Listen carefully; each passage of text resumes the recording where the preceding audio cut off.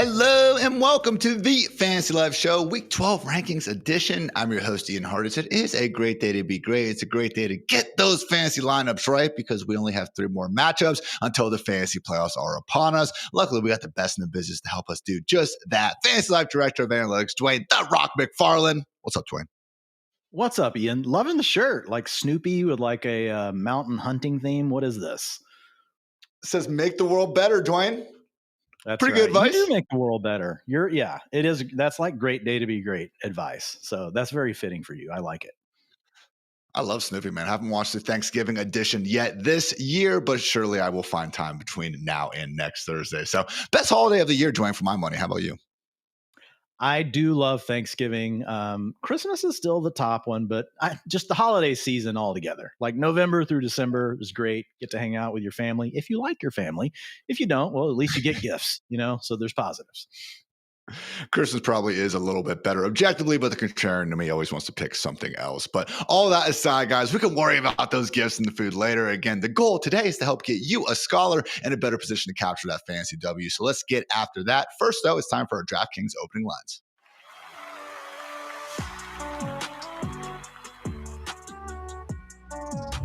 We'll be going through a bunch of injury updates throughout the show as we run through the running backs, wide receivers, quarterbacks, and tight ends, but do have a handful of stuff I wanted to talk about at the top, starting with Lamar Jackson, back to practice and in full. So it does seem like that ankle injury that kept him out on Wednesday really was just more precautionary than anything. We are continuing to expect him to start this Sunday. However, Daniel Jones was a midweek addition to the injury report. It is a calf issue that left him limited. Doesn't seem like there's, alarm bells going just yet, but Dwain, not ideal to see this going on again whenever anyone is going to be not listed at all on Wednesday and then immediately pops up limited. Yeah. That's a good sign that they suffer the injury at practice. So we'll see what happens here. I mean, is Anthony Richardson still on IR? I think he is, right? With the, unfortunate pregame ban situation. So looking at their depth chart right now, it could be Golden Domer, former Fighting Irish, Riley Leonard under center. Hopefully Daniel Jones is okay.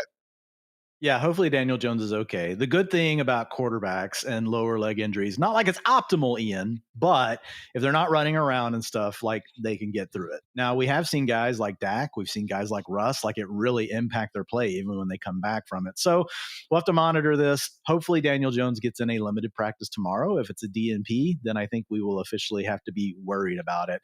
And that would probably make him a game time decision if we get a no practice tomorrow.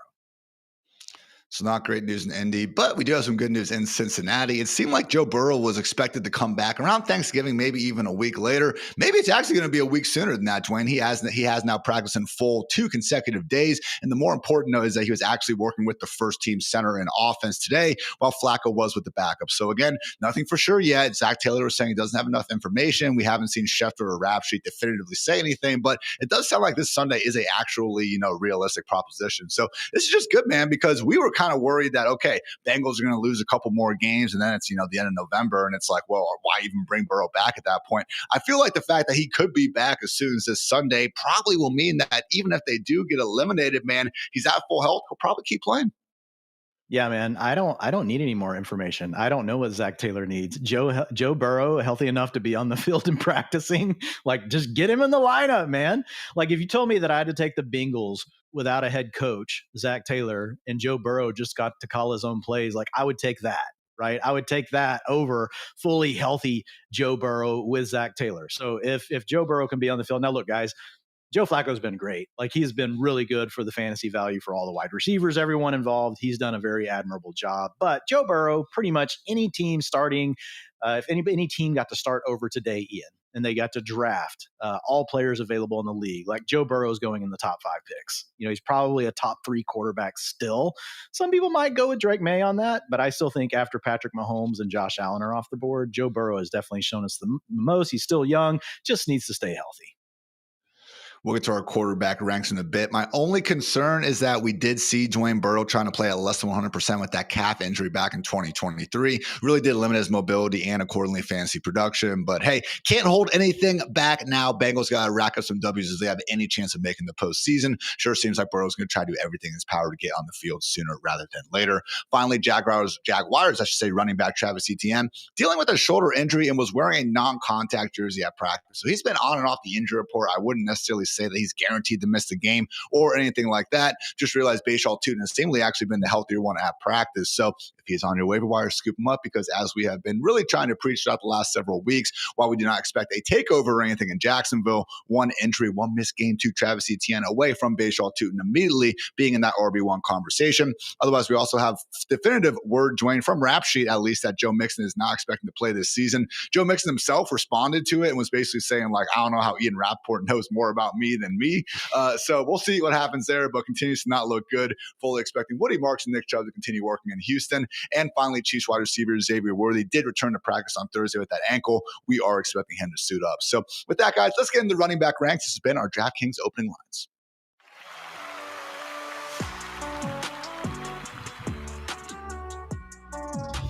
But first, a quick word to our friends at DraftKings. I've teamed up with DraftKings Sportsbook to bring you the ultimate way to tip off this NBA season. Right now, new customers who bet just $5 will get $200 in bonus bets if your bet wins, plus 3 months of NBA League Pass on us. That's right, new customers bet just $5 and get $200 in bonus bets if your bet wins, plus 3 months of NBA League Pass on DraftKings. Just download the DraftKings Sportsbook app and sign up using the promo code FANTASYLIFE. The crown is yours. Stay in on the action. Use your bonus bets on same-game parlays, player props, money line spreads, and more. And hey, if you love to throw live betting, well, you are in the right spot, because DraftKings has you covered with live odds and prop bets every single night. So here's your play. New customers bet $5, get 3 months of NBA League Pass on us, plus get $200 if your bet wins, paid out in bonus bets. Thanks to DraftKings Sportsbook for sponsoring this. Make this NBA season one to remember. Note that minimum minus 500 odds are required, and the subscription will auto renew.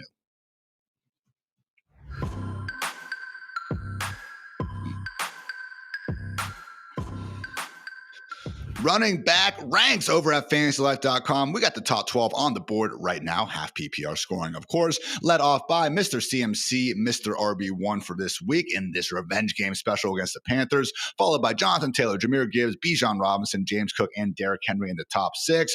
RB7 through 12, Saquon Barkley, Chase Brown, TreVeyon Henderson. We're going to talk about more on him shortly. Rico Dowdle, Kyron Williams, and Javonte Williams. As we move into our RB2 sphere of things, RBs 13 through 24. We got Ashton Genty, Quinshon Judkins, DeAndre Swift, Travis Etienne, Breece Hall, and Emmanuel Wilson, assuming Josh Jacobs is sidelined.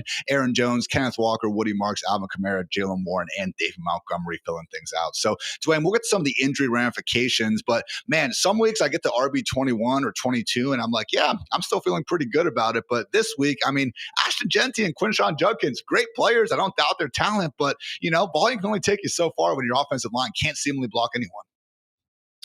Yeah, it is tougher this week. I would say the second 12 that we're looking at, I think you could even argue like once you get past RB7 or 8, there's like a tier drop off as far as like our confidence level in these players. Mm-hmm. But the players you name, we do expect them to get the volume, or some of them are, in roles where they're splitting some of the work, but they might have the right matchups.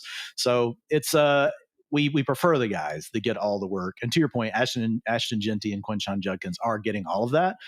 So I still put them higher than the other guys, because volume, even though efficiency can be gross, like we still know volume's the number one driver. You even had the great tweet about Chase Brown the first 4 weeks and then what he's done the last few weeks, how quickly things can change. A lot of that due to, Joe Flacco came along and made the offense viable, which we don't have really probably for the Raiders or for the Browns. So not exactly a 1-for-1 trade-off whenever we're talking about those two players.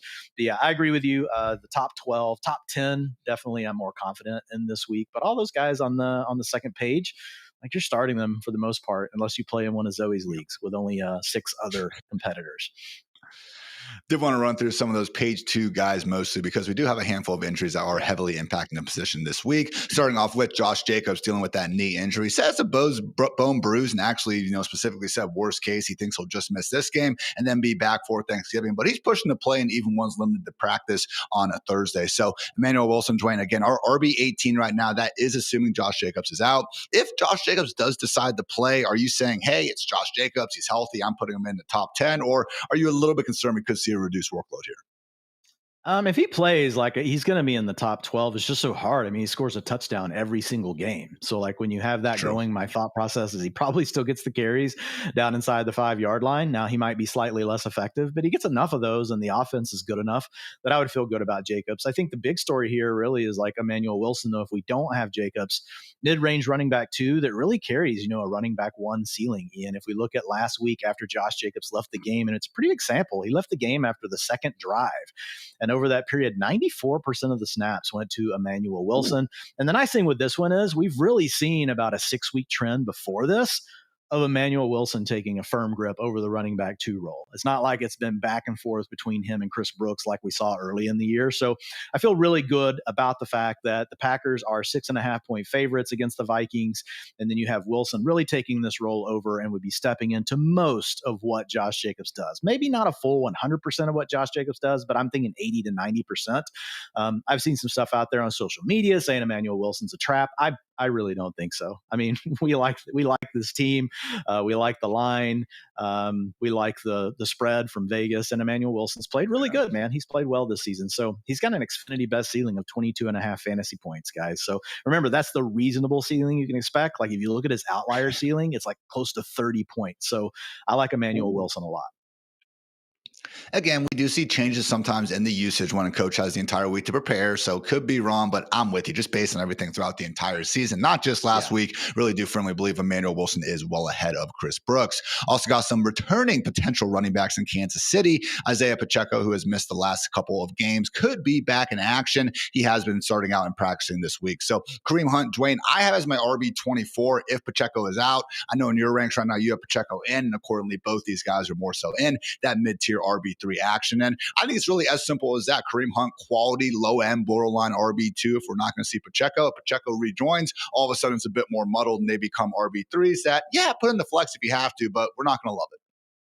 Yeah, I've got Pacheco at RB30 right now, so I would anticipate him having a slight lead in the backfield based on what we saw earlier in the year and them taking it slow with getting him back. But again, like you said, not super excited about it. I had Kareem Hunt at like running back 19 when we thought Pacheco was still going to be out. I've dropped him down to 33 now. The one good thing that like Hunt really still has working for him, Ian, is the fact that he still gets most of that work down inside the 5-yard line when they're not running like a trick double reverse to like some 100-pound wide receiver or somebody else like that.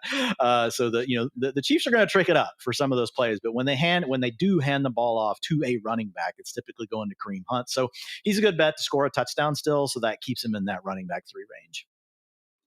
We also continue to be on Bucky watch, coming back from that shoulder injury, continuing to be limited in practice. It doesn't sound great, guys. Nothing definitive, but we actually did have Rodney Barber, the former Super Bowl champion, incredible cornerback for Tampa Bay. He was talking on his show and basically said on Sunday, he said that he's not expecting Bucky to play on Sunday night. Apparently pretty plugged in with the Buccaneers these days. And also note that Josh Grizzard, their offensive coordinator, said, quote, "It's still early to think of Irving and Chris Godwin as close enough to be game planning with specific plays for them in mind, knowing they're playing." Said, quote, "When they are cleared to play, it would be unfair to immediately ask them to play 50 snaps." So right now, Dwain, you have Sean Tucker RB25. I'm with you right around there because it's not the easiest matchup. We don't expect Rachaad White to completely go away. So borderline RB2, if we don't have Bucky. If we do have Bucky, though, unlike Josh Jacobs, man, I'm going to have a hard time getting him right back there into the top 12. I think he would settle more so as a low-end RB2, probably in that Emmanuel Wilson sort of sphere. So am I overthinking it? It's just Bucky Irving, or how are you feeling about it? No, with Bucky Irving. So when I did the rest of season projections earlier this week, just knowing that he could still miss time and knowing that Sean Tucker has played well, we know that they like Rachaad White on passing downs. I could totally see a scenario where they ease Bucky Irving back into that workload. There's also a potential that they don't want to ramp him back up to the level he was getting before the injury, because we never know how the coaches are going to respond to this. Some don't care, Ian, and they'll plug the best player right back into the full workload. But other times we do see them scale things back the rest of the way. So I have Bucky Irving right now at like running back 18 or 17 based on rest of season projections, just based on a lot of the factors you just talked about. Not because we don't love Bucky, not because we don't think he's a special player, but Sean Tucker has played well enough that they could consider a 3-way committee. In fact, we got another quote from Josh Grizzard today saying that Sean Tucker's role is going to continue to increase. So, I mean, this is a guy that's kind of been wiped off the board a few different times, late last season, early this year. But I'll tell you what, when Sean Tucker gets his opportunities, he really doesn't disappoint. So if the coaches decided to give him more work, I wouldn't be surprised. Last 3 games, Ian, attempt shares have gone from 41 to 43 to 59%. And I honestly think 2 weeks ago, that 43% would have been closer to 55 or 60% had they not gotten into a blowout losing scenario, because early in that game, they were going to Sean Tucker, not Rachaad White. Well said. Two more big injury situations to keep an eye on. Steelers running back Jaylen Warren, limited in practice on Thursday. However, he wasn't really going through with the first and second team. So again, limited practice is sometimes not all the same shape or size. So with Warren and Dwain and I are in agreement here, our RB23 on the week. But I do think that rank is kind of just assuming that Kenneth Gainwell could be a little bit more involved than usual. So Warren more so, a low end RB2. I think if he plays this week, doesn't need to be in lineups. On the other side of things, though, Dwain, if Warren is ruled out, Kenneth Gainwell is someone where, honestly, I think I start moving him up probably ahead of Quinshon Judkins and Ashton Genty. Are you with me there? Man, I don't think I can argue because in the two games where we haven't had Jaylen Warren, essentially, we've had 31.4 and 29.5 fantasy points from Kenneth Gainwell. And we just know how good he is out of the backfield. And that's the secret for fantasy, especially in your PPR and half PPRs. That's the cheat code. 24% targets per route run on the season, Ian, for all backs that have at least 100 routes run. That ranks behind only Christian McCaffrey and Devon Achane. So this guy, when he's on the field, is getting targeted. All of a sudden, you start giving him the carries as well, which he's done well with. Man, like Kenneth Gainwell is in a really good spot. So I could see, I think at a minimum, he moves to mid-range running back 2 territory if Warren's out. Like if I looked up and saw your rank had him like 13 or 12, I really, again, I couldn't argue it. I think there's a tier of guys there. Long story short, you're starting Kenneth Gainwell if Jaylen Warren is going to be out That's of the right. picture. Last one, Cardinals running back Trey Benson back at practice, still in a limited fashion, though. It sounds like maybe week 13 could more so be on the table. Again, no Amari DiMercato, though, ahead of the Cardinals matchup against the Jaguars. So with Benson out right now, Dwain has Bam Knight as his RB31. I have him as my RB30. Michael Carter's a little bit more down. So hardly someone that we're going out of our way to start. So we got that in mind, Dwain. If Trey Benson does return, I'm probably just going to almost replace him with Bam Knight and then move Bam Knight down the ranks at that point. So I just think that, again, there's enough concern that they keep all 3 running backs involved, particularly in Trey Benson's first game back, to not go overboard here. Are you kind of feeling that as well? Yeah, I think the difference for Benson is the fact that Bam Knight nor Michael Carter are difference makers. Like with Jaylen Warren, like Kenneth Gainwell, when he gets his opportunities, he's actually really good. But at the same time, like if I look at that range of our ranks where we've got Woody Marks, we've got Aaron Jones, Kenneth Walker, David Montgomery, Jaylen Warren, Alvin Kamara, are all in that range. I think he's right there, probably, and that's basically ranks 20 to 24. So I think he fits somewhere right there, borderline running back 2. I could see the first game back, maybe just kind of easing him in. But I will say, on these longer term injuries, when players come back, I typically don't worry about as much because once a team's already held a guy out, usually they're just precautious, right? And they wait to bring the player back when they're fully healthy. So I don't think it would be a scenario where they would be rushing him back, but I do think low end running back 2 would be the right range for Mr. Trey Benson. And I agree. Then we're moving down Bam Knight. He becomes the backup on early downs. Michael Carter really playing more of the passing down role. To be honest, we should maybe have Michael Carter ahead of Bam Knight if Trey Benson plays, because Michael Carter is the one that's most likely to get the snaps where Trey Benson comes off the field, which would be passing down work. That is a good point there. So honestly, I probably would put Benson at the bottom of that group. But to your point, that's still like RB 25, 26 range. So hopefully you guys were able to stash him while he has been out. Moving on to our big riser of the week. This is also a bit of an injury influence situation. What backfield isn't some level of banged up when it is week 12 after all. But TreVeyon Henderson, Dwain, right now I have him as my RB6. Assuming Ramondre Stevenson is out, you have Ramondre Stevenson in, but Henderson still is resting inside of your top 12. So talk about, again, kind of that different range of outcomes and what you are expecting the split to look like should Mondre be healthy enough to return. Yeah, and look, this could be wrong, but I am slightly leaning into Hendo and how he's performed over these last 2 games. The fact that they've got an early second round pick in him, the fact that Ramondre Stevenson still hasn't given us a full, practice yet, and so he could be coming back a little bit early from an injury where he's not quite as ready as maybe we would think some of these other guys that have had a longer rest. So right now, I have Hendo at 53% of the rushing attempts, Ian, and I have 37% going to Stevenson. And I admit in the column, like, we can't say for sure what Vrabel or McDaniels will do. We really don't know. But man, it's just he's played well, and just the matchup, Ian. You're facing the freaking Bengals, man. A 10.4 point per game fantasy boost to opposing running back units. And the way that number works, guys, is you look at the average of what the unit is playing that defensive average. So what their running backs have averaged in fantasy points per game, and then how much that defense is giving up over or under that number. And so we look at it across the entire schedule. The Bengals were by far the highest. Ian likes to use the fantasy points allowed, so I looked at it. The similar thing here for the DVP boost is 5.9 is the next best for the Giants. So almost double that for what the Bengals are giving up. So just that alone makes me just want to remain a little bit bullish, on TreVeyon, even if we think it's going to be a split backfield, just because the ceiling is so high. The projection model with Hendo in, again, using the assumptions I made, guys, which could be wrong. It could be 45% of the carries to Hendo, right? And 45 to Stevenson. But I have that slight lead. 22.6 Xfinity best ceiling, and then a median projection of 14 with a floor of 10.3. So whatever you want to call it, guys, mid-range running back 2 to where I have him, you could call him a borderline running back 1, somewhere in that range. Wouldn't really argue with anybody if they kind of want to shuffle that order if we know Ramondre's playing.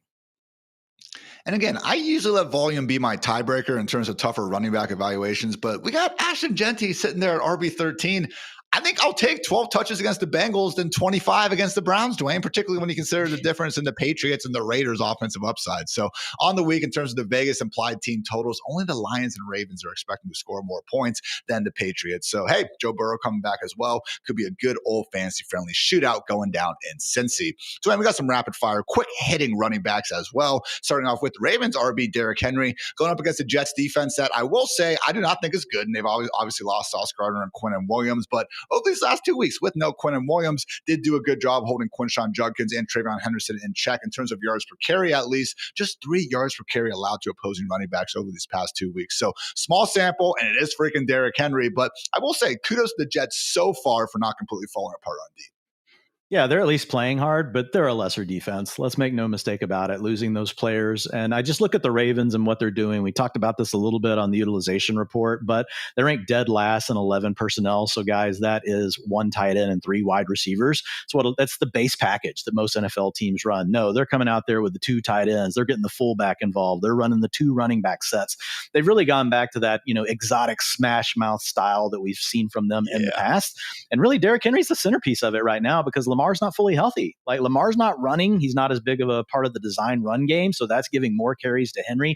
Lamar also not scrambling as much. So it really does feel like to me, if you look at this, sample of games since Lamar's been back, they're just loading up Derrick Henry. So look at this. The Jets have boosted opposing ground games over the last 4 weeks, Ian. So this just looks at the teams they've played. It can be quarterbacks and running backs together, but just looking at the last 4 games, by 9.7 fantasy points per game. That's just rushing. And that's all we care about for Derrick Henry because he's not very involved in the passing game, but we want that sweet rushing upside that he gives us. Also, you've got a situation where they're 13.5-point favorites. They carry the number 2 team total in Friedman's projection model, which, by the way, guys, if you've not checked that out over at fantasylife.com, you should. His 4 and 5-star bets have been absolutely smashing.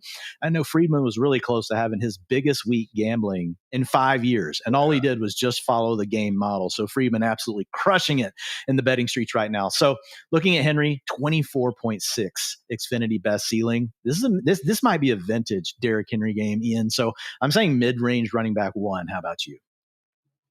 Your RB6, my RB5, so I'm right there with you, Mr. McFarland. And I also just will point out 2 matchups coming up in the next 4 weeks against the Bengals. Keaton Mitchell, guys, one of the lower roster handcuffs out there. And I'm not saying we'd be ranking him as a top 6 RB for that spot, but he would at least be in that, you should definitely start him territory. Dwain, Thursday Night Football edition here, so we apologize if you guys are hanging out with us on Friday, but Woody Marks going up against the Bills. Your RB20, my RB22, against the Bills defense that, particularly without Ed Oliver, has been one of the worst in the league against opposing running backs.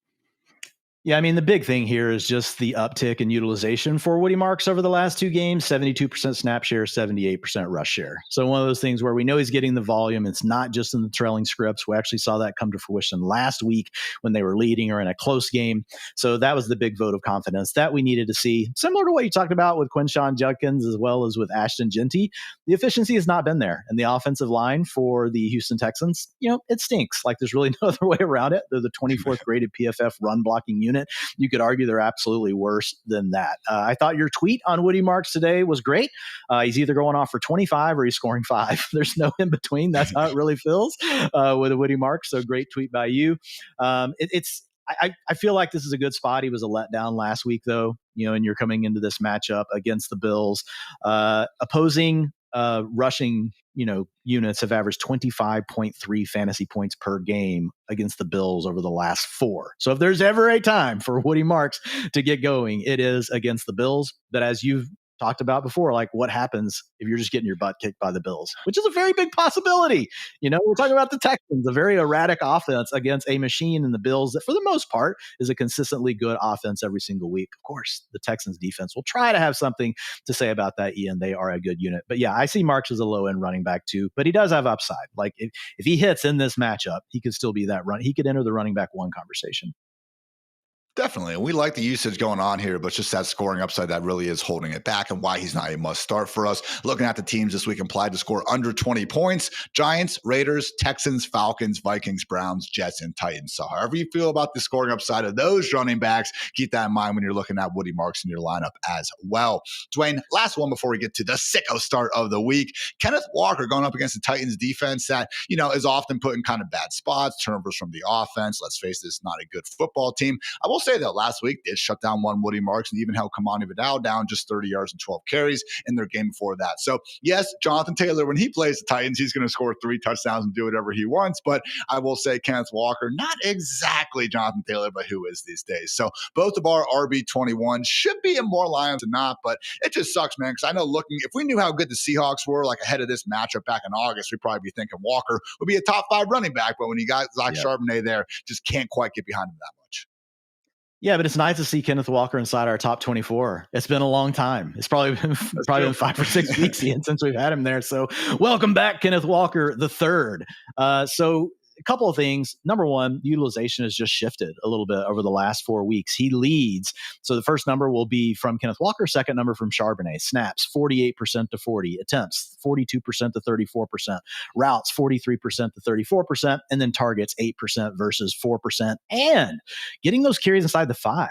Kenneth Walker's gotten 67% of those over the last 4 games. So again, guys, it's a small sample, but we're trying to follow trends. And one of the best ways to do that is to start looking at 4 games. And that's really when the utilization becomes more predictive heading into the next game. So I do think Kenneth Walker holds a slight lead here. And then we also have the fact that they are 13.5 points favorites. We also have the Seahawks, who have one of the lowest drop back rates over expected. So we know they like to pound the rock, and they have a really nice team total at 27. So when you add it all up, there's just really no way to keep Kenneth Walker out of your top 24 this week with 4 other teams on bye. He has an Xfinity best ceiling of 18. So you do hear the difference there, guys, between his name and some of the names that we talked about earlier that are getting a more robust role. They just have more outs to hit in a big way. But it is a matchup that does favor him because of all those other factors. So yeah, low end running back too.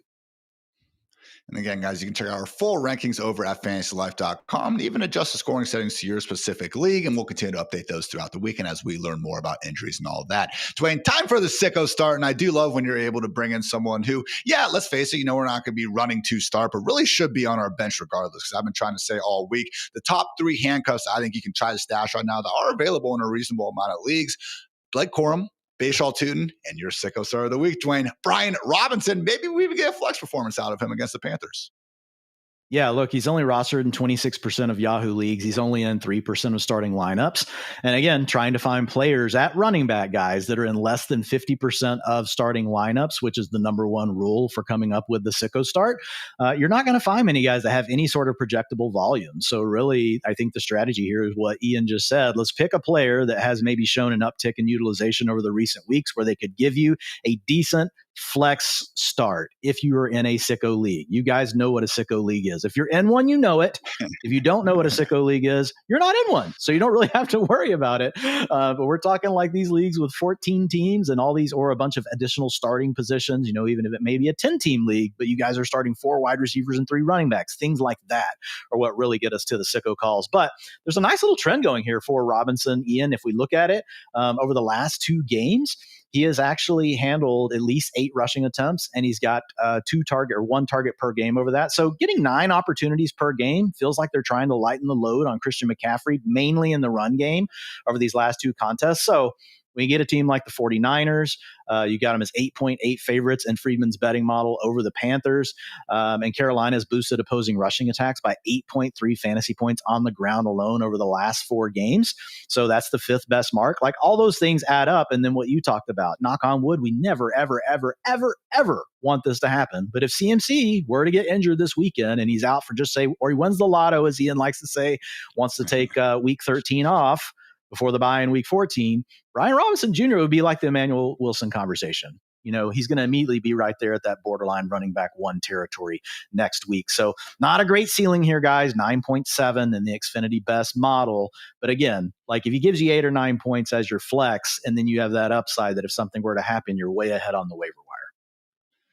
He's been playing some good ball too, man, averaging career high yards per carry in the same backfield where CMC is averaging a career low. So honestly, running very hard out there. Leads all running backs in his percentage of carries to gain at least 3 yards after contact per carry. So violent runner. I don't know if, Washington getting rid of him lit a fire under his butt or what it was, but kudos to Robinson for making the most out of his new home. For the hardest heater of the week, guys, I got Lions running back David Montgomery putting up his 2nd biggest game of the season. Give me 110 yards and 2 touchdowns against the New York Football Giants.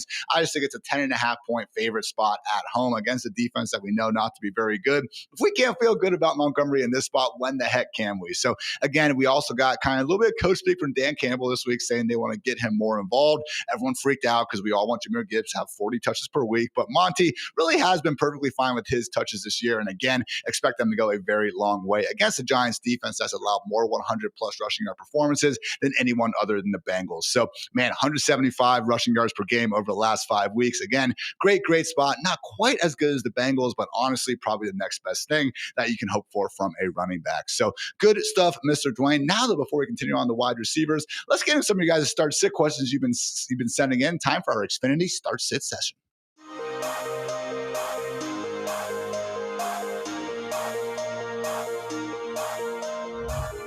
Shout out to Xfinity. We actually have a start sit tool brought to you guys by Xfinity that is very much free on fantasylife.com. Takes Dwain's projections and our ranks and tells you, a scholar, who you should start and who you should sit in some of these tougher decisions. So, Dwain, we do got our chat hanging out. Appreciate you guys as always. Wesley wants to know, in full PPR, should he roll at Woody Marks tonight or wait and see if Jacobs is out and plug in Wilson? The alternate option is pretty good and would be Aaron Jones on Sunday. So honestly, I kind of prefer Wilson and Jones to Woody as it is. So I'm pretty fine not going with Marks.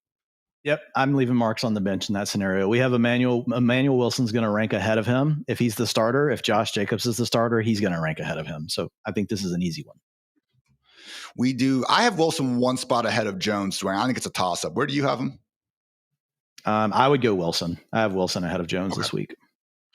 So yeah, wait on Marks. And again, Aaron Jones as a consolation, is very much fine there. So appreciate you, Wesley, and good luck from our guy, Joe Blacco. Michael Pittman or Quinshon Judkins, Dwain. It hasn't been good for Quinshon, but man, just when it is close like this, which I do think it's a fair start sit question, I'm going to take the running back looking at 20 plus touches. Yeah, we've got Judkins ahead in the model. He's also ahead in the ranks. So yeah, I'm going Judkins. From our guy, Callie Maggie, maybe a girl. Either way, we appreciate you. Who's to play at flex and half PPR? Andre Yoshivas, Kyle Monangai, or Devin Singletary? This is a sicko start sit question, and I am here for it. My initial lean, I almost lean Yoshivas, Dwain. I can see the case for Singletary, though. How about you? Yeah, the model also likes Yoshivas the most this week, knowing that Jamar Chase is out. He comes in with the best Xfinity. He has the best ceiling of all these guys. He also has the best median projection across all of them. So Monangai and Singletary, man, we don't they could just get 30% of the work. We don't know for sure what they're going to get. They typically get around 40%, but if you lean to either side of that, Yoshivas, we know it's a game where the Bengals need to win. He has a good chance of being the number 2 wide receiver on the team this week behind Tee Higgins, who could be getting, the shadow coverage, from Christian Gonzalez. So I do like Yoshivas.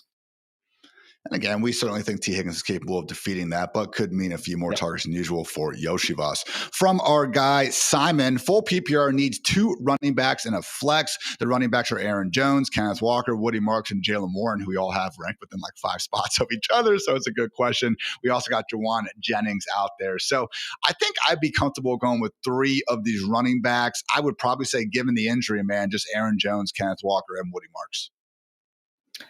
Yeah, I'm looking at it now. Hang on. So it was I've got Marks, I've got Walker plugged in, I've got Aaron Jones, and I've got Jennings. And who was the 5th player?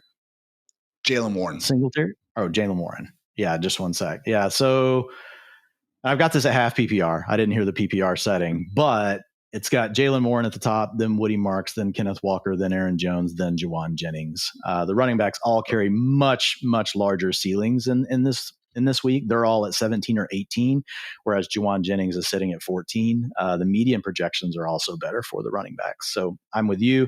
The order from our tool is Jalen Warren, Marks, and then Walker. Cool.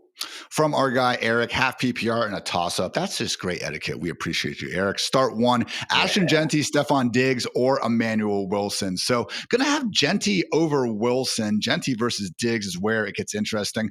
I will say the Bengals, as bad as they are overall, and they are atrocious against tight ends and running backs, they've actually been pretty good against wide receivers. They've allowed the 11th fewest fantasy points.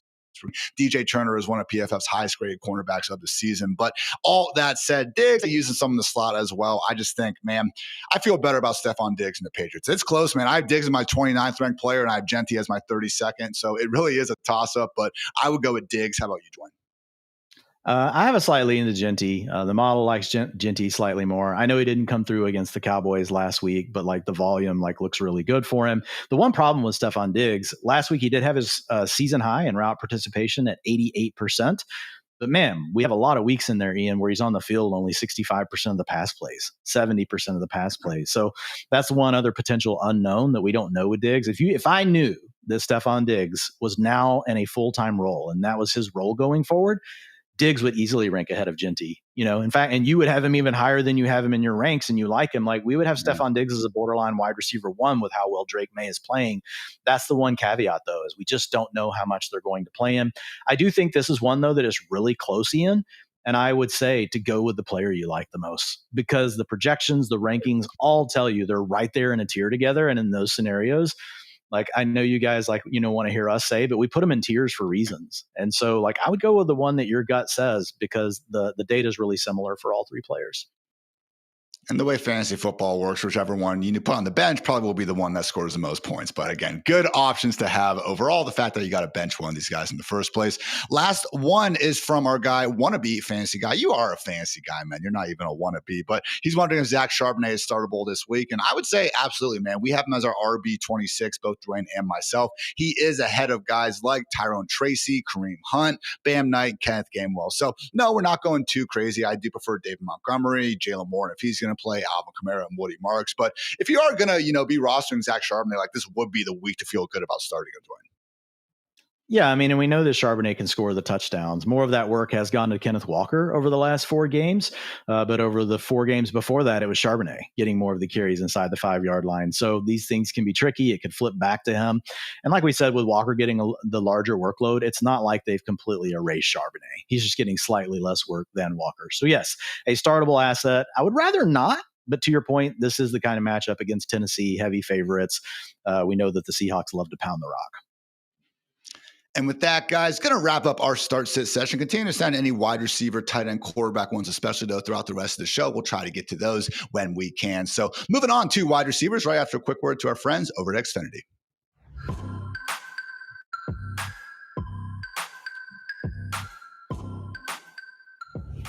If you call yourself a sports fan, you got to have Xfinity, guys. All the games all in one place so you can become the best at watching sports. We got the Sports Zone, which features every pro football game and over 1,000 college games, highlights, and alerts all in one place. We can also watch all those on the multi-view option. Being up in the 4 stadiums at once just really does make me happy to be alive in the year 2025. There's also the Xfinity Fan View, live scores, odds, and stats all in one place, personalized to you. And oh yeah, did I mention you can watch all of this on Xfinity Enhanced 4K? A simply stunning viewing viewing experience. And hey, check all this out. Just grab your voice remote and say football to find it all. Imagine all your football all in one place. Easy Xfinity. Imagine that. Learn more at Xfinity.com. Do no restrictions apply. New residential customers only. Tax and fees are extra and subject to change.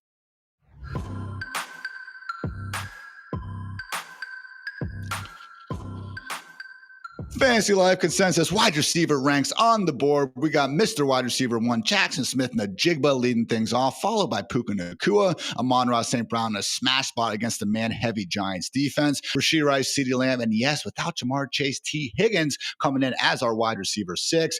As our wide receiver 7 through 12, we got Nico Collins and Emeka Egbuka, Devontae Adams, Chris Olave, George Pickens, and Justin Jefferson. Dwain, I was kind of redoing my ranks last night. Not redoing, but just adjusting them. I put Jameson Williams ahead of Justin Jefferson. Now, it felt so weird. I had to put a piece of tape over my, webcam. I had to shut my curtains and stuff. But I have Jameson Williams, our wide receiver 13, ahead of Justin Jefferson, our wide receiver 12. What say you?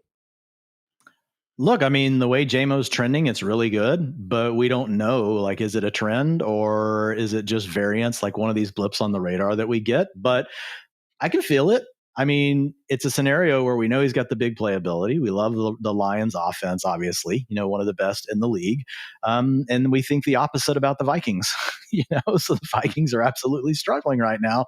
Now, Jefferson's getting the targets. He's getting the air yards. He's getting all the things we want, which is the part that's why you had to put the tape over your webcam, because as soon as you do this, they're actually going to connect on 75% of those balls, and you're going to look up and Justin Jefferson's going to have a 25 burger or maybe a 30 burger. But I feel you on it, and I don't have them that far apart. I have them in the same tier, man. I've got Jefferson at wide receiver 11, but I've got JMO at 14, so I'm the second highest ranker behind you on JMO based on half PPR ranks right now. Followed by JMO, we got Roma Dunze, Tedero McMillan, Stephon Diggs, wide receiver 16, Zay Flowers, wide receiver 17, Devontae Smith, AJ Brown, Michael Pittman, Michael Wilson, DK Metcalf, Wan'Dale Robinson, and Alec Pierce rounding out the top 24. Only big discrepancy between Dwain and I in those is Zay Flowers, someone who I just cannot quit, my wide receiver 15, Dwain's wide receiver 19. It has been wild with Flowers, Dwain. He worked as the wide receiver 1, I believe, in week 1. Since then, he has not finished better than wide receiver 23, but he's also not finished worse than wide receiver 32 in, I think, 8 of 9 games. So he's only had one dud, but he also obviously hasn't been booming out there. So Chris Olave-esque, but we've also just seen this Ravens offense in a longer time and know well enough by now that the tight ends and Derrick Henry and maybe Lamar, if his legs are feeling better, are going to be soaking up those touchdowns. So unfortunate, but I would like to think if there is a chance of Zay Flowers getting another boom game one of these days, it could come against the Jets. Yeah, look, man, he's a good enough player to do it. It just comes down to how they decide to use him in the game. Last week, we got some more of the targets down the field. He almost got to the end zone on a nice run after the catch on one of those plays where he actually faked out a few defenders late. I thought he was getting in. I thought he was going to get across the goal line. Just got caught at the very end there. So we know that he's a playmaker. We know that he's due to score more touchdowns the rest of the year, guys, even though we don't think that Zay Flowers is this high-end touchdown scorer. He's due. He's due to come out of the drought. He gets enough targets. He gets enough catches. And he's an electric enough athlete to be able to do it. I just wish that the Ravens would just use him, give him the full route tree, man, and just see what like you like to say. Let's give this man a full route tree and see what happens. I think Zay Flowers can run every route in the book. He can beat guys deep, underneath, intermediate. Doesn't matter. Just unfortunately, the Ravens have not shown a willingness to use him that way consistently, which is why I've got him at 19, but still not that far from you. Again, if we're tiering these things, we're really close. Yeah, man, I threw my wiener dogs off my lap, jumped off my couch when I looked like he was finally going to score last week. Unfortunately, Denzel Ward, a very, very fast human being. So less injuries go over than at running back, which is usually the case. Not always, as zero RB drafters have found out early on this year. But when we do have Cardinals wide receiver Marvin Harrison Jr. missing another week after undergoing the appendectomy. So Michael Wilson, someone who, again, blew up with a season-high 185 yards last week, is coming as both of our wide receiver 21s against the Jacksonville Jaguars. So in terms of our consensus ranks, we have Michael Wilson ahead of DK Metcalf, Brian Thomas Jr., Wan'Dale Robinson, Alec Pierce, and the Packers wide receivers. I'm surprised you have them up here this high, though, Dwain, because usually, as we talk about on Sunday, you talk about having a more slow, deliberate approach to moving them up. But just a situation where we trust in Jacoby enough to feel good about Wilson still? Yeah, well, number one, we've got 4 teams on bye. Number two, Jacoby, to your point, is just running red hot, Ian. And you know, it's lifted Trey McBride, it lifted Marvin Harrison Jr. Marvin Harrison Jr. left the lineup, and it lifted Michael Wilson. So look at the offense that they're running, more under center, more play action. They're doing different things to help their players out. And Brissett is willing to throw into tight coverage. And Michael Wilson is a tight coverage player. He is not a huge separator, so he needs a quarterback that's willing to throw him the ball in those sort of scenarios. Now, he did cook some guys last week, got over the top of on a couple of plays over some players on some nice play designs, but he also did his part. So yeah, man, it's just like, do I think that Michael Wilson is a sell high in Dynasty right now? Absolutely. But do I think Michael Wilson should probably be in your fantasy lineup for this weekend? Absolutely. Both things can be true. And honestly, the utilization score is something that's helped me with this, because I am very tied to target shares and yards per route run and all those sort of things. And historically, Michael Wilson's not been good. He's had a long time to prove to be otherwise. His data says he's really more of a wide receiver 5 caliber player, but players can get hot. And if you look at his utilization over the last 4 games, like, it's pretty solid. So yeah, I'm fine having him as a low end wide receiver 2. What could go wrong, Ian? What could go wrong? Again, Marv already rolled out, as is Drake London. We are hopeful that he will be back in week 13, but he will not be suiting up in week 12 against the Saints. So that brings up Darnell Mooney, Dwain, and we saw the same situation come out against the Dolphins. Kirk Cousins was in the picture. Penix was out. London was out. And what did Mooney do? Absolutely nothing out there. That said, us alleged fantasy experts, Dwain, have the audacity to rank Darnell Mooney as our wide receiver 33 this week, ahead guys like Xavier Worthy, Kayshon Boutte, Parker Washington, and Trey Tucker, amongst others. So again, hasn't been a clean run out for Mooney this year. He's also been playing pretty banged up for most of the season. Yeah, you know, it turns out it would have been nice knowing that he actually had a broken collarbone in August. Funny how no one could ever figure that out. But thoughts on Mooney in a winnable enough matchup against the Saints, Dwayne? Well, look, the thing with Mooney, there's a few things working for him. Kind of like what we talked about earlier with Emmanuel Wilson taking over the running back 2 roles. So we felt better about him as the starter if Jacobs is out. Well, with Mooney over these last 2 games, as he's gotten healthier, Ian, 33 and 35% target shares. So he has actually shown something as far as the targets go. Now, those haven't turned into fantasy points yet, but at least he's been earning the opportunity. So that's really been the number 2 guy behind Drake London over that stretch. The other thing we have is Kirk Cousins coming in to be the starter with Michael Penix Jr. now out for the season, unfortunately.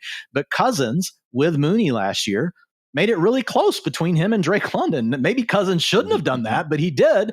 And Mooney averaged 12.5 fantasy points per game over that stretch, and we won't have Drake London this weekend. So we've got a player that's excelled with Cousins before. We've got Drake London out, and we've got a 2-week trend of him looking healthier, earning the targets. So yeah, I feel really good about ranking Mooney, you know, as a mid-range wide receiver 3. I have no problem with it at all. Might it go wrong? Yeah, variance happens in a week, guys.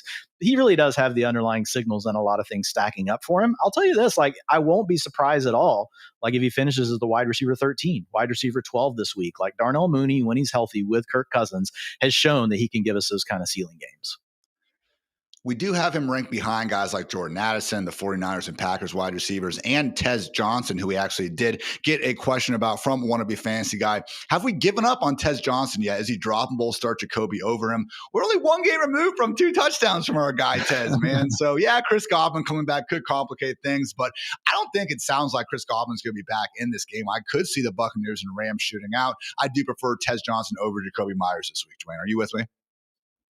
Yeah, I agree. I have Tez ahead of him, and I'm with you. Like, Tez, like, look, guys, the targets have not been elite, but Baker dials him up on the big plays. We like the offense overall. Tez has shown playmaking ability, and he's still a young player, so we could still see him, you know, evolve as far as how many targets the team is getting him. Sounds more likely that we're not going to have Chris Godwin this weekend. If he comes back, that changes things a little, Ian, but not a ton for me, because I think Tez is still going to be playing a different role, like, than Chris Godwin, and Chris Godwin hasn't shown us anything yet. So, yeah, I think that Tez belongs, especially this week, again, with 4 teams on bye, he belongs in that mid-range wide receiver 3 territory. I will say this, I've been thinking about it, like, I think I would start Mooney over Addison this week, just with McCarthy, and I think I would start Mooney over Tez. Like, I'm probably going to go ahead and move Mooney up to, like, just below Juwan Jennings in my ranks. You have Juwan a little higher than me. You got him 24. But it is a tier right there. So those guys are all in play this week. Addison just keeps finding his way in these wide receiver 3 games, man. You know, I think he had a goose egg before the final drive of last week, so I'm sure it'll come crashing out at some point, but the man does remain very good at football. You could boom. Last injury situation, though, with the Titans, guys. We know Calvin Ridley's out for the season with the broken fibula, but also could be without Alec A.O. Manor. He has not practiced this week with a hamstring injury. So Chimere DK could actually be someone to help you in a deeper league. Brutal matchup again for the Tennessee Titans, really all season long, man. They have not gotten much of a break here. But going up against the Seahawks, not expecting Cam Ward to be flirting with a huge game by any stretch, but he is my wide receiver 45 of the week and someone I would be starting ahead of guys like Hollywood Brown, Rashid Shaheed, and Xavier Legette, amongst others, if you do need a wide receiver 4. With that said, Dwain, let's get into someone who we're feeling much better about starting, and that is Mr. Tee Higgins with Jamar Chase serving that 1-game suspension. Honestly, it's kind of hilarious that I don't think I'm going to adjust my rank for T based on if it's Flacco or Burrow. I feel good about him putting up big-time numbers regardless. Since Flacco has come under center, man, yes, Jamar Chase has gone nuts. He's worked as the wide receiver 3 in PPR points per game. Pretty much right behind him, though, sitting at wide receiver 6, Tee Higgins, man. This dude has come on fire over the last 5 or 6 weeks. Yeah, absolutely. I mean, 18.1 fantasy points per game with Flacco. To your point, is Joe Burrow necessarily an upgrade? In real life, yes, guys. But for fantasy, I don't know. Burrow's been playing out of his mind, but I don't feel like we need to downgrade Tee Higgins, obviously, if we have Joe Burrow in the lineup. So we feel good about that. I have him at wide receiver 10, I believe, maybe wide receiver 9. I'm a tad lower than some of the other rankers. And the main reason why, look, guys, you're starting him. That's the main takeaway here. He's in the top 12. But he is going to be playing Christian Gonzalez, one of the corners that do shadow people more than pretty much any other corner in the NFL. Gonzalez is the number 5 toughest matchup. If you look at him per PFF, NFL passer rating of 59.1 when you're targeting Mr. Christian Gonzalez. 44% of the targets against Gonzalez have been completed. The dude really does a good job of having, number one, sticky coverage, which makes it harder, a harder throw for the quarterback, more likely to be a contested ball, all those sort of things. But those happen to be things that Tee Higgins is really good at. He's pretty good in contested situations. He's good in a phone booth. So I'm looking forward to watching these two guys battle it out. But the thing why I still have him in the top 12 is this, guys. Even though you get a shadow coverage, number one, they could follow him. Christian Gonzalez could follow him, but it's zone coverage.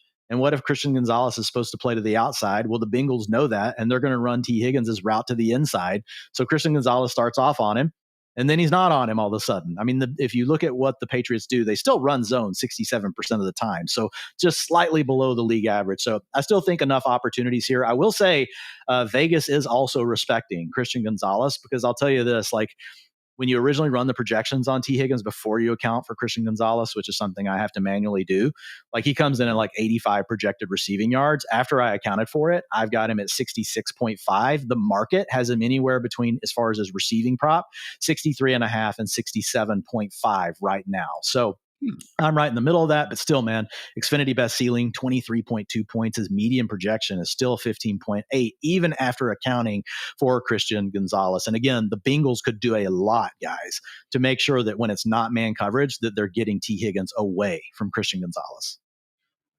And with all due respect to Gonzo, man, Higgins is just one of these guys where I think if you give him enough 50-50 chances, he's going to come down with one over pretty much anyone. He just is that good in his own right. So, again, loving Higgins. We have gotten a lot of questions, though, Dwain, about the other Bengals wide receivers getting the upgrade this week without Jamar Chase, and a lot of them. That is Andre Yoshivas. Dwain and I are actually in lockstep here. We both have him ranked as our wide receiver 38. That is ahead of guys like DJ Moore, Jacoby Myers, Josh Downs, Greg Dortch, and Luther Burden. He is behind Trey Tucker, Parker Washington, Keyshawn Boutte, Xavier Worthy, Darnell Mooney, amongst others. So not a must-start, but certainly far better than in the past. And I will say Kata Marie, Yoshivas, or Shavers from Buffalo. Give me Yoshivas, man. We've gotten several Shavers questions. We'll see what kind of happens with some of these actives and actives of Keon Coleman and all that going on. So I know Curtis Samuel's out, and it is a situation where Shavers has made the most out of his opportunities, but give me Yoshivas. And man, I know it's Thursday night, guys, but I would not be going on my way to play Shavers. Maybe famous last words there, but how you feel, Dwayne?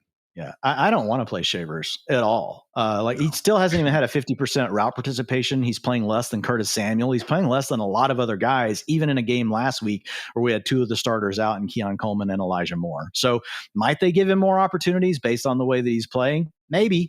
But he's also gotten some busted coverage stuff for a touchdown. So I'm not trying to take away from the player. Like, all you can do is, play the opponent across from you and they bust a coverage and you catch the ball, you score a touchdown. Great. Good on your part. Like, it's going to happen. It happens for receivers across the league all year long. We don't take those plays away. But still, just, man, a very, very big rotation in Buffalo. Yoshivas, on the other hand, we know is going to be on the field, Ian, for probably 80 to 85% of the passing plays. Okay. And if Tee Higgins does get more locked down by Christian Gonzalez, unless we get Mike Gesicki back. 21-day practice window did open. Shout out to Ian here with Mike Gesicki. I know one of your favorites. But I think Yoshi Voss and Chase Brown, like those are your next two options in the offense. So yeah, it's more of a floor play maybe than a ceiling. But again, like the floor for Shavers could be 0. I think the floor for Yoshi Voss is more like 6-7 points, but you could get lucky and get 15 to 17. So I would say also to Jay Buck in the chat that I will go with Xavier Legette over Shavers as well. So with Legette, I know he's got that annoying questionable tag on the apps, and you got to wonder because it's Monday night and everything, but he did practice in full today. Expect him to be good to go against, again, a 49ers secondary. It's been a mix of not very good, and obviously the whole defense has been banged up throughout the season. So good stuff there, Dwain. Let's do some rapid fire now. We do have Panthers wide receiver Tedro McMillan coming off a massive performance, and yeah, he also is suiting up on Monday Night Football against that aforementioned pretty bad 49ers defense, bottom 4 in EPA allowed per play and per dropback since losing Fred Warner. So, Dwain, you actually have him as your wide receiver 13 here, really drinking that week 11 Kool-Aid, if you will. Well, he would be like wide receiver 18 if we didn't have 4 teams on bye. So he's still like ultimately rest of season outlook is mid-range wide receiver 2. That's what the utilization score says that he is. But 37% of his comps with the utilization score have been wide receiver 1s. So there is a chance that McMillan gets going. But as you and I talked about on the show for utilization this week, do we really believe Bryce Young that like what we saw in this outlier game, even though we know like, look, he's not going to throw for 400 yards, but do we really think he can turn into like a 250, 275 guy when he's only thrown for over 200 yards, 22% of his starts this year, right? When he's played at least 80% of the snaps. So having said that, McMillan still gets his targets. He still gets his air yards. Even in those games, the utilization score liked McMillan. So this just comes down to what you mentioned. We got some teams on bye, and then the 49ers, man, like losing all these players, give up a 4.3 fantasy boost to opposing wide receiver rooms. That's the number 5 best matchup in the league due to all of their injuries. So Xfinity best ceiling of 21.3 fantasy points for Mr. Tetaroa McMillan. We won't call you Tet. We'll call you T-Mac, high-end wide receiver 2. There we go. I do love that. It's like, don't call me Ted, but if you want to call me T-Mac, like that is 100% okay. So Tedro McMillan, again, top 17 for both of us. DGD338 is wondering in the chat, Woody Marks or Tedro McMillan in full PPR. He is starting T-Mac in 2 other leagues. I still lean T-Mac here. I'm going T-Mac.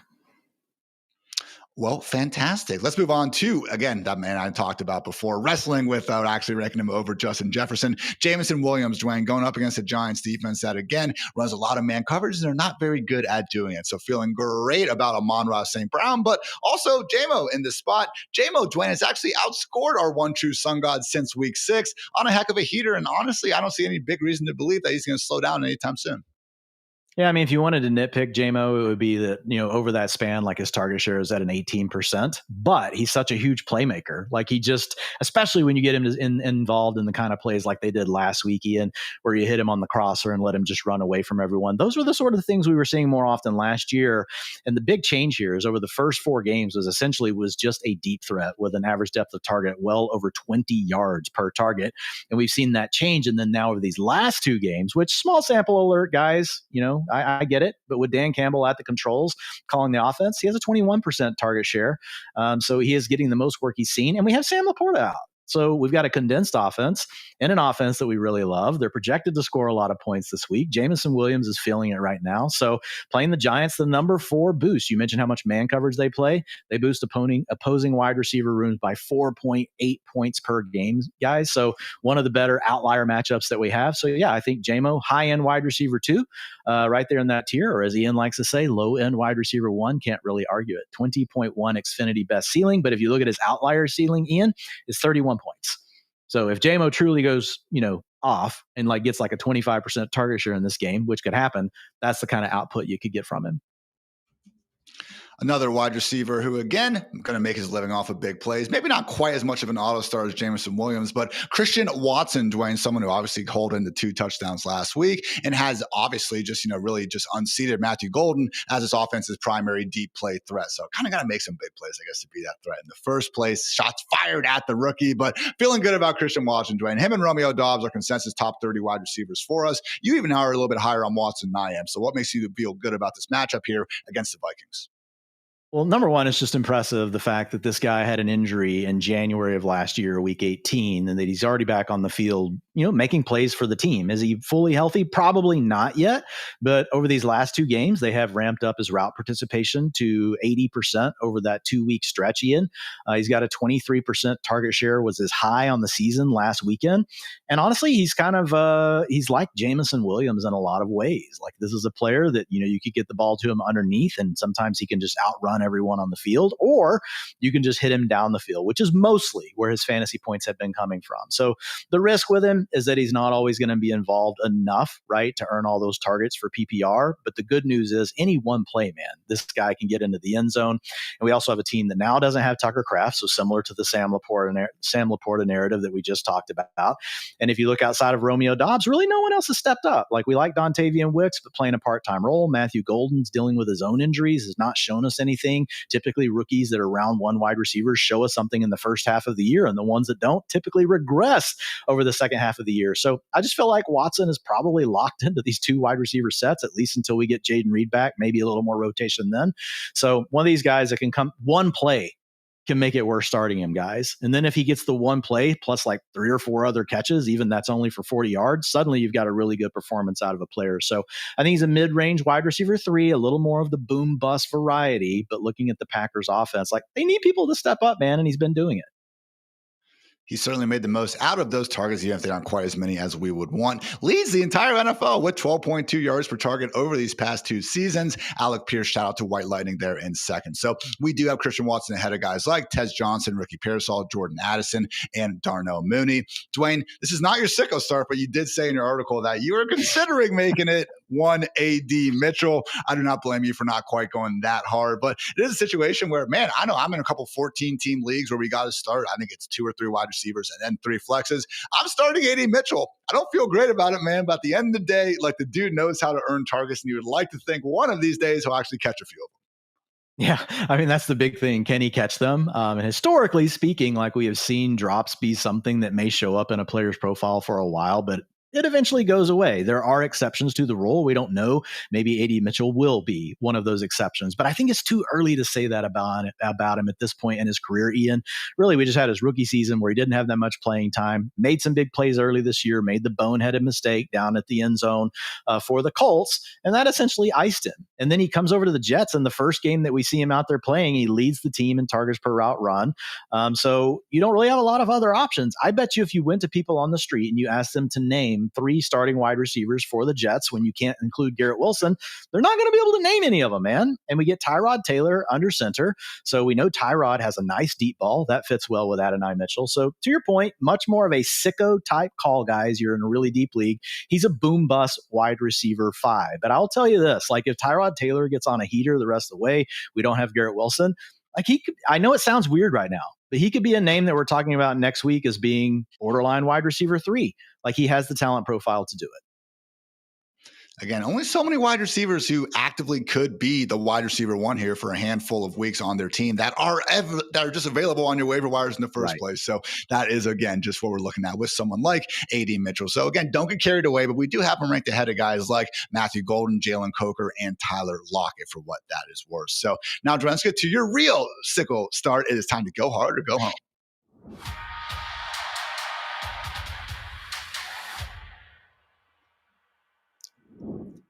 Are you going to go hard in your leagues and start these guys, or will you go home? This is Go Hard or Go Home, fueled by the bold flavors of Mike's Hard Lemonade, the official drink of those who go hard for their league. Dwayne, who is your Week 12 wide receiver sicko start?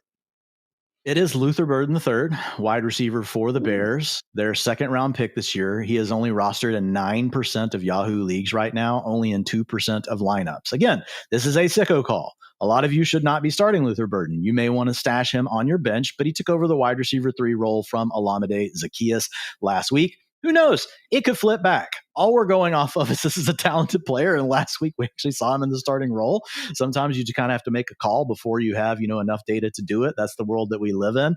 Look, man, he's a second-round draft pick. DJ Moore hasn't played that well. Romo Dunze is rotating in and out of the lineup more here in recent weeks. So, I could just see it working out. The Bears are an offense that are really, they're running the ball more. Caleb's had some good games. Caleb's had some okay games. Caleb's had a few bad games.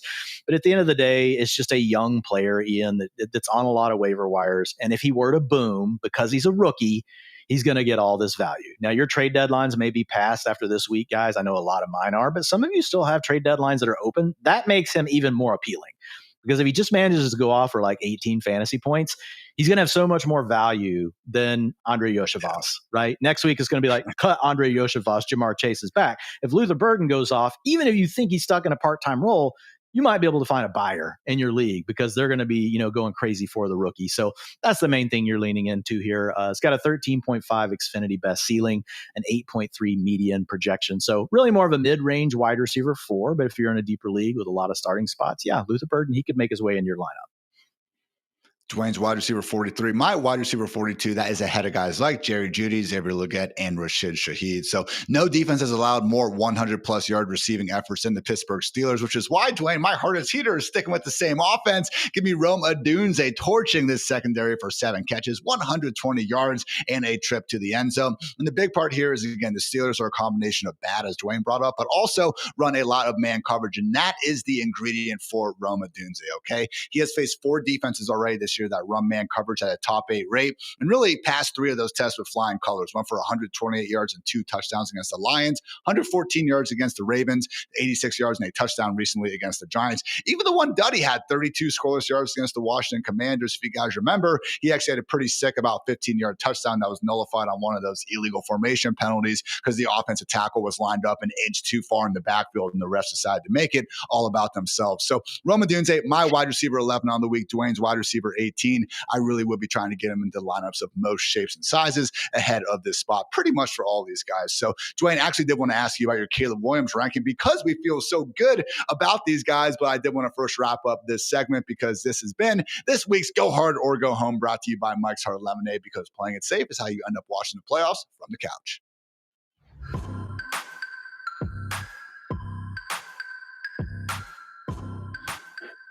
And now we got those quarterback rankings on the screen, led off by the man who just scored 6 freaking touchdowns last week, Josh Allen. Lamar Jackson, QB2, despite, again, maybe not running as much as we're used to, but when you're playing the Jets, that's probably okay. Drake May, QB3, Patrick Mahomes, Jalen Hurts, and Matthew Stafford rounding out the top 6. We got Jared Goff, Dak Prescott, Brock Purdy, and Caleb Williams as quarterbacks 7 through 10. Jackson Dart and Daniel Jones, pending that calf issue, rounding out the top 12. So, Dwain, I have Caleb Williams as my QB6. You have him as your QB 13. It's one of these things where, honestly, as I was doing my ranks on Monday to start the week, like after I got past Hurts, I saw a handful of guys I probably could have put at QB6. So maybe it is a long tier for you as well, but just, you don't trust Caleb in this spot. What is it, man? Yeah, I mean, look, I like Caleb. I've been on board with Caleb, but like we've had to slowly move him down over the last several weeks just because they're so willing to run the ball. So if you get into a game where Pittsburgh is committed to stopping their run game and they force Caleb to throw the ball more, he could certainly come through. You mentioned the man coverage stuff. Caleb's actually pretty good against man coverage versus what he has to do against zone coverage. So I definitely think there are positives here. More of it's just about some of the other players that I have ranked above him and just how I feel much more comfortable with projecting, what they're going to do in fantasy. Having said that, like Caleb, man, he's a borderline dual threat guy. Like he's not a dual threat on the level of a Jackson Dart or, a Josh Allen or some of these other guys, but he's like the next tier below. Like he can easily give you 35 rushing yards and he can run one of those in for a touchdown. He's actually probably due for another rushing score. So Caleb can do it a lot of different ways for you. So I look, borderline QB1 for me, going to probably be in a lot of your starting lineups. There were just some other guys I slightly like more this week, Ian.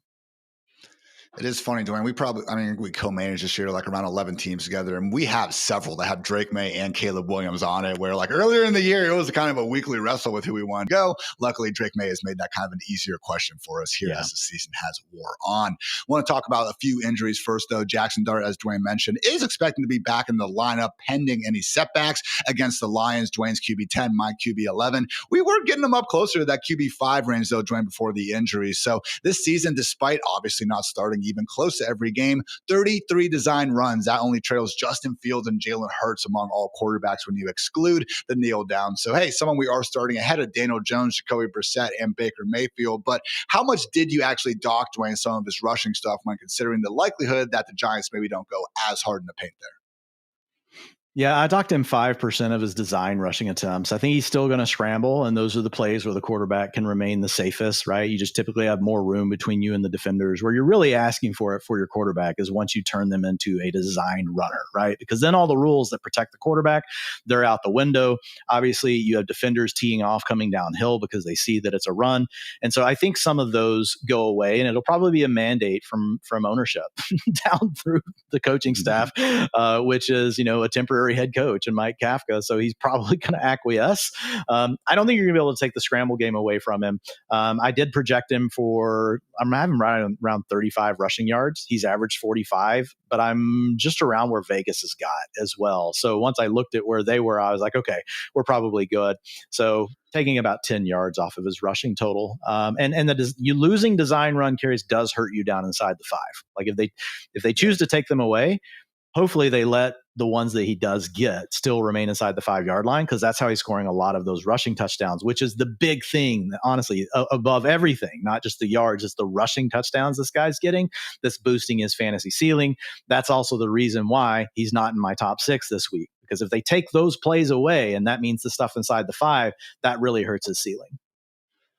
Look, he's obviously awesome at running. I mean, some of the stuff he was pulling off against the Bears before he got injured, man, really was just crazy to see out there. But it's just like, maybe chill when you're down 3 touchdowns in the fourth quarter. To me, that was the most frustrating part, of the Brian Daboll experience there with Dart. Mentioned Daniel Jones calf issue. We should know more on Friday what's going on there. Obviously, it would be a downgrade for the Colts if he's out of the picture. Otherwise, though, Aaron Rodgers, again, got back to practice on Thursday. Seems like he is pushing to play through that left wrist injury. We're not feeling great about starting him either way, and we wouldn't feel great about starting Mason Rudolph either. That said, wouldn't be too big of a downgrade for the associated players in Pittsburgh. And then finally with the Browns, obviously Dylan Gabriel is out with concussion, so we'll see Shedeur Sanders' first NFL start. If you do need a DST out there, again, I think there are some better options like the Bears, the Chiefs. Honestly, I'd be more than fine to roster the Buccaneers and just take a little bit of a lump this week before getting the rest of the schedule. That said, Raiders and Browns DST, especially Myles Garrett, I really would be fine to go ahead and try to take advantage of this matchup.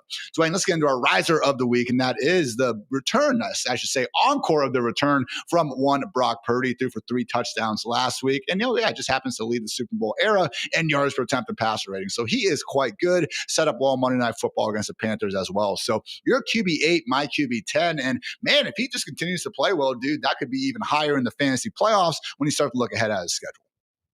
Yeah, and depending on what version of the 49ers offense we see, we've seen them lean a little bit more into the ground game over the last 3 to 4 weeks. But if they ever revert back to what they were doing early in the year, even with Mac Jones under center, they were just throwing the ball a lot more than what we're used to seeing from Kyle Shanahan's offenses. So we'll see what happens with that. But the bottom line is we've seen Brock Purdy long enough. He's a very safe fantasy option, and he also comes with a nice ceiling. So he's a really good floor play that can still give you the big boom game. So we've only seen him in 3 games this year, Ian, but in those healthy contests, 18.6 fantasy points per game.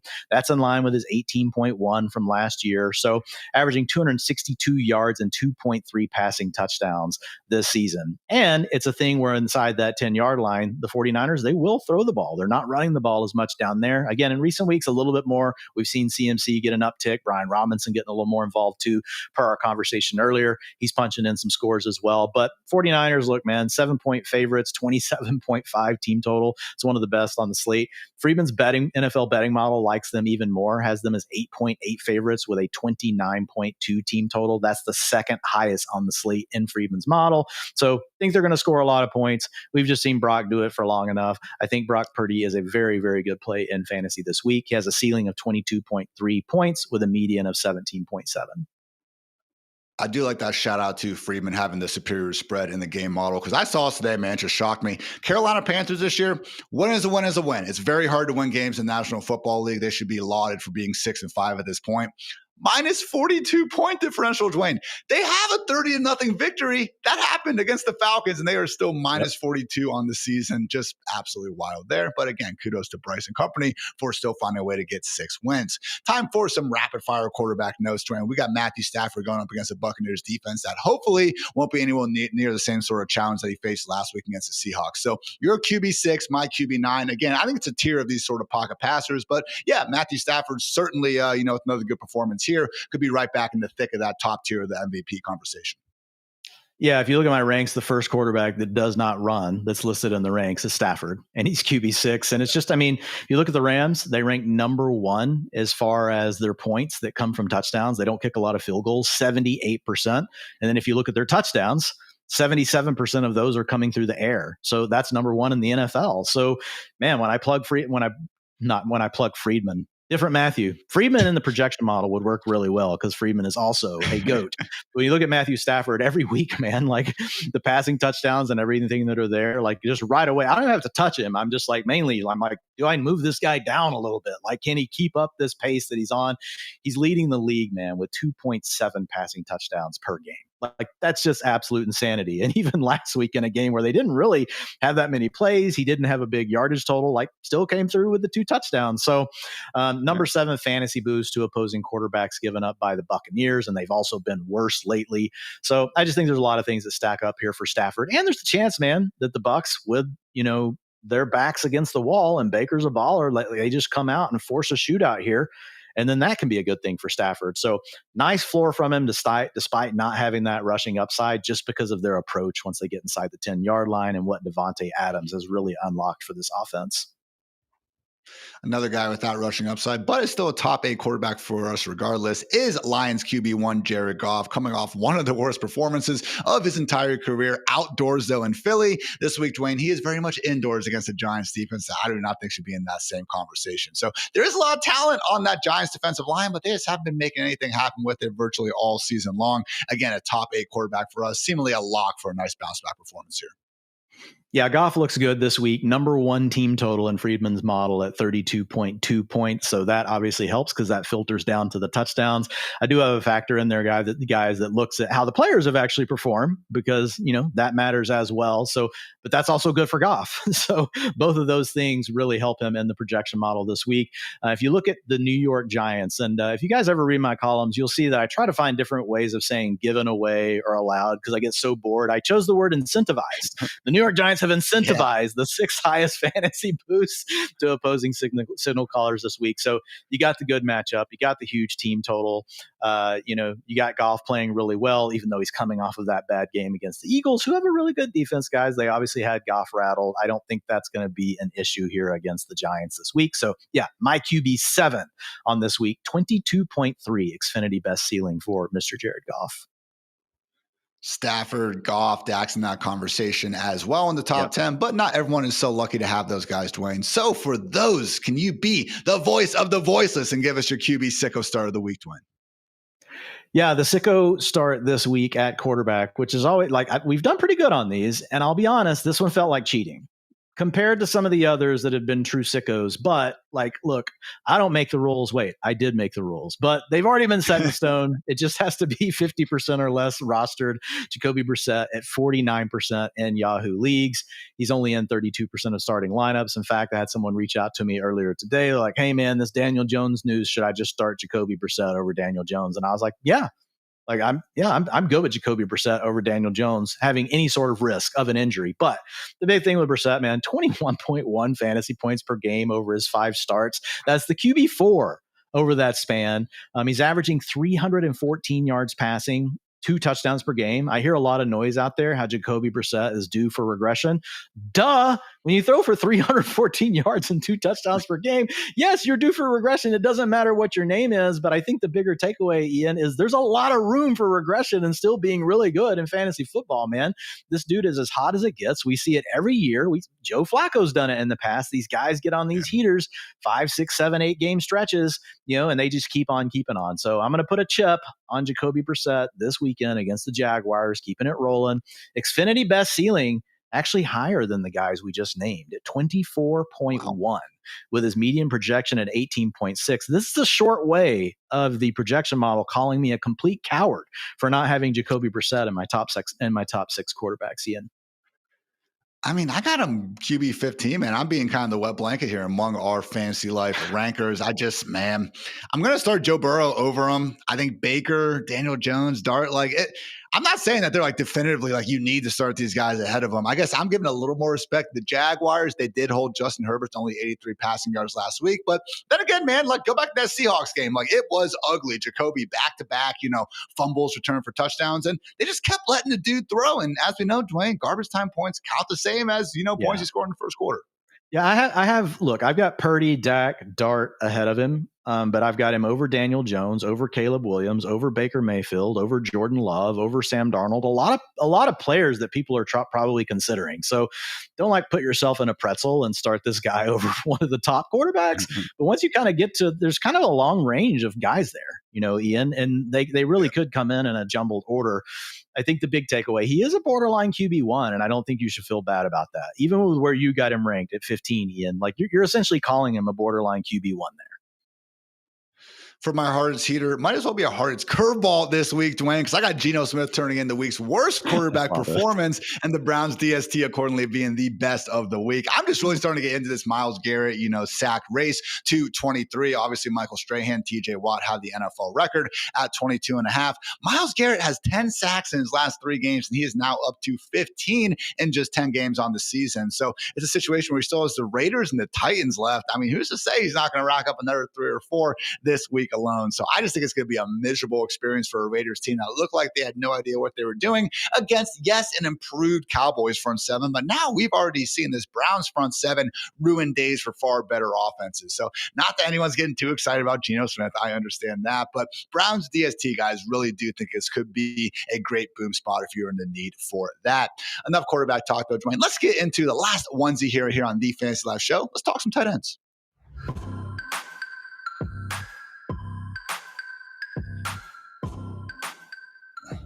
Top 12 Fantasy Life tight ends on the board. We got Trey McBride sitting pretty as the tight end one. Actually, it's outscored all wide receivers in addition to tight ends since Jacoby Brissett has been under center. What a time to be alive. George Kittle, Brock Bowers, Tyler Warren, and Travis Kelce rounding out the top 5. We got Jake Ferguson sitting as the tight end 6. On the other sideline in that game, Dallas Goedert as the tight end 7. Always seems to perform pretty well against his namesake. Hunter Henry, tight end 8, going up against the Bengals. Mark Andrews, tight end 9, just can't stop, won't stop scoring touchdowns. Kyle Pitts, tight end 10, more on him in just a bit. Juwan Johnson and Theo Johnson rounding out the top 12. So wanted to look specifically, Dwain, at this kind of list and just say, if David Njoku is out, he has not practiced this week with a knee injury, how far would you be willing to move up Harold Fannin? Because, yeah, we do have the quarterback change, but I know both of us, and you've been on it really ever since the draft, so kudos to you and the rookie supermodel, which always does a great job. But if Njoku ceased to exist just for 1 week, man, I'd be willing to, I think, get Fannin inside the top 12. I don't know if I'm quite ready to go into the Dallas Goedert, Mark Andrews, Hunter Henry tier, just basically this week because I like all their matchups. But, man, low-end tight end 1 for Fannin if Njoku's out. Is that kind of where you're at?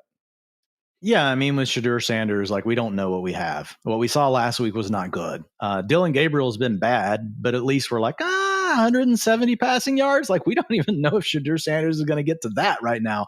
So I'm with you. I do think low end tight end 1 is where Harold Fanning Jr. comes in. The guys that Fannon's been great, guys. Like, I mean, you look at his targets per route run, all the underlying metrics, the things he controls. He's controlling the controllables. When they put this man on the field, and when you don't have David Njoku out there, he is showing that if they can ever get a quarterback in Cleveland, like I think Fannon's going to be a superstar. By the way, from our guy at Barbarowski in the chat in full PPR, yes, we do have Juwan Johnson ranked ahead of Cade Otton. Been a nice little, couple of booms for him here with former Oregon teammate Tyler Shuck under center. We did go up a little bit further in the ranks, though, Dwain, to Travis Kelce, your tight end 4, my tight end 5. Ahead of this matchup against the Colts, again, pretty much every game now for the Chiefs is of the must-win variety. But want to give Kelce some credit, man, because he really has been reinvented over the course of this season. He is averaging over 6.5 yards after the catch per reception, which is the 4th best mark in the league. But Dwain, it's his single best mark since 2016. I don't know if it's, a certain something he's put in his food in the offseason. I'm sure he's been getting drug tested. Maybe it's just life as a married man. But Travis Kelce really playing some fantastic ball, and someone that, again, you have as really the next best tight end over the big 3 this week. Yeah, so I mean, with Kelce, and we've seen this historically with him, when it becomes crunch time for the Chiefs, they will start to lean on him more. And to your point, so the efficiency has been better, which maybe he's just healthier. Maybe there's some injuries we didn't know about last season. But despite the age, like the efficiency has already been there. Well, now he's starting to get more of the targets. In fact, since Rashee Rice has come back, those have been Kelsey's best performances. So you could also argue that defense is now having to worry about Rashee Rice, that's actually helping Travis Kelce. And they are the two main target earners in the offense for the Chiefs, which carry the fourth best team total in Friedman's model this week at 28.5 points. And it's an above average matchup. It's not like one you're bending over to say, hey, this is this great matchup. But the Colts, they give up 2.6 fantasy point boost to the opposing tight end room. So Kelce heating up at the right time. Chiefs have their back against the wall. They seem to be feeding him more. That's the guy that, Mahomes is trusting. Worthy really seems to be kind of out of the circle of trust, at least for the moment. So I'm just leaning into it. If you want to have Tyler Warren ahead of him, I'm never going to argue that because I love Tyler Warren. But I do have Kelce one spot above him this week. You convinced me. I just updated my fantasy life rankings in real time. You can check those out. And I do now have Travis Kelce one spot ahead. Also want to quickly touch on Kyle Pitts, Dwain. We mentioned before, again, when we had Penix out of the lineup and no Drake London as well, we all expected Darnell Mooney to be the one taking off, and that did not happen.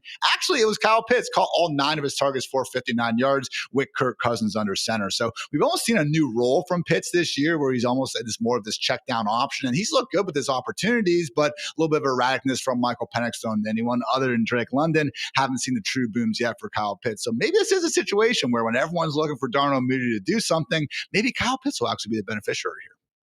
Yeah, man, back to the highest target share, targets per route we've seen, since his second season, which was a very short sample when he got hurt. So you can basically say back to his rookie season, finally looks healthy. And we're not going to have Drake London, Darnell Mooney we like, but, he hasn't necessarily come through in a big way. He's getting some targets. So I think there's a good opportunity for this, offense just to really condense down around Bijan Robinson, Pitts, and Mooney this weekend. I get it, guys. Not a crazy good ceiling we feel like with Kirk Cousins. But if we go back and look at Cousins last year, like compared to some of the other passers we're dealing with in the league this year, and I get it, when you watch him, guys, your eyes tell you that Kirk Cousins is washed, and I'm not arguing that point. But he still had games, Ian, and I think he averaged like 225 passing yards per game. We wish Bryce Young averaged that many yards per game. So I think Cousins good enough. And to your point, the key point I was going to make, you already took it. It's a great one. Pitts in the role that he's in, man, playing underneath the defensive coverage. And those are easy completions that Kirk Cousins can still make. So, yeah, I look at Kyle Pitts as being a mid-range tight end one this week against the Saints. Typically, we've got him as a low-end tight end one. I think more of a mid-range tight end one option this weekend. I feel like more weeks than not, I've had Pitts ranked higher than you. Not this one, though. Dwayne's tight end 8, my tight end 12. We both do have him ahead of Cade Otton, though, and also ahead of the sicko start, which is shame on you, Dwayne. Say whatever you're going to say, but this is a slap in the face.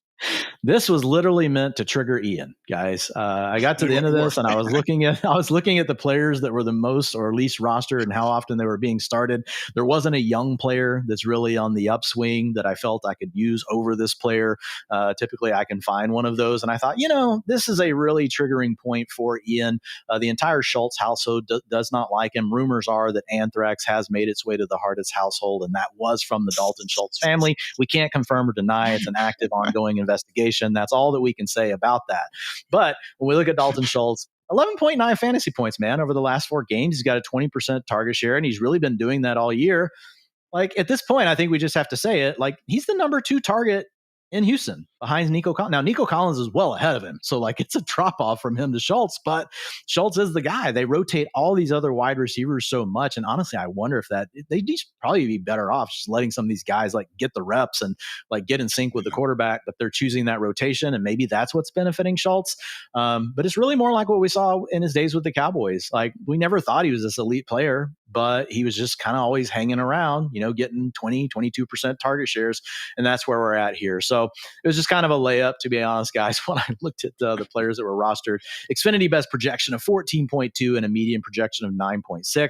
Borderline tight end 1. I will note he does have a tough matchup. One of the outlier tough matchup. The Bills have been really good against tight ends, holding them to minus 5.1 under expected versus their league average for the season. So I don't have him as one of my top 10 tight ends because of that this week. But again, under 50% rostered, and you could use him.